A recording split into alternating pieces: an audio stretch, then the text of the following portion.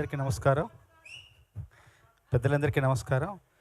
ఈ చిత్రంలో నేను 2 పాటలకు భావాలు అందించాను. అనూప్ గారి సహకారంతో, స్వర సహకారంతో, అర్జున్ గారి నిర్దేశకత్వంలో చాలా మంచి పాటలు అందించాను నేను. అర్జున్ గారికి చాలా స్పష్టమైన, ఖచ్చితమైన అవగాహన ఉంది సాహిత్యం, సంగీతం పట్ల. అట్లాగే మంచి అభిరుచి ఉంది. ముందు పాటలు నా చేత మాటలు రాయించి దానికి స్వరాలు సమకూర్చారు అనూప్ గారు. అంటే అదొక పాత పద్ధతి. ఆ పాత పద్ధతిలో మళ్ళీ కొత్తగా నా చేత రాయించుకున్నారు.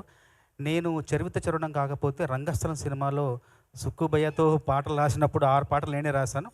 రాయడం కాదు, నేను సుక్కుబయ్య ఇద్దరం వాకింగ్ చేస్తూ నడుచుకుంటూ పాటలు అనేసుకొని ఫోన్లో మళ్ళీ దేవి గారు చెప్పేవాళ్ళం. దేవి గారు ఆ రాసిన భావాలకు స్వరాలు సమకూర్చేవారు.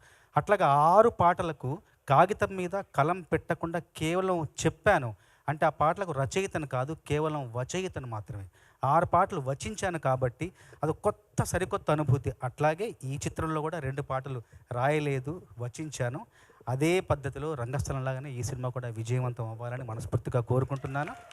తర్వాత ఈ చిత్రంలో కొత్తగా వెండితెరకు పరిచయం అవుతున్న ఐశ్వర్య, నిరంజన్, వీళ్ళిద్దరికి కూడా మంచి భవిష్యత్తు ఉండాలి. వెండితెర అనేది ఎప్పుడు పుష్పక విమానం లాంటిది. ఎంతమంది అధిరోహించినా మళ్ళీ ఖాళీ స్థలం ఉంటూనే ఉంటుంది. వీళ్ళకు కూడా ఆ పుష్పక విమానాన్ని అధిరోహించిన మీ పయనం కూడా, మీ సినీ జీవన పయనం కూడా అద్భుతంగా, విజయవంతంగా పూర్తవ్వాలని మనస్ఫూర్తిగా ఆశిస్తున్నాను, ఆశీర్వదిస్తున్నాను. అందరికీ ధన్యవాదాలు. ధన్యవాదాలు sir. Thank you so much.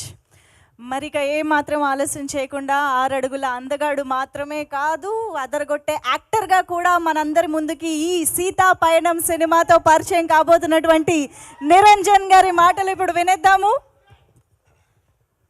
అందరికి నమస్కారం.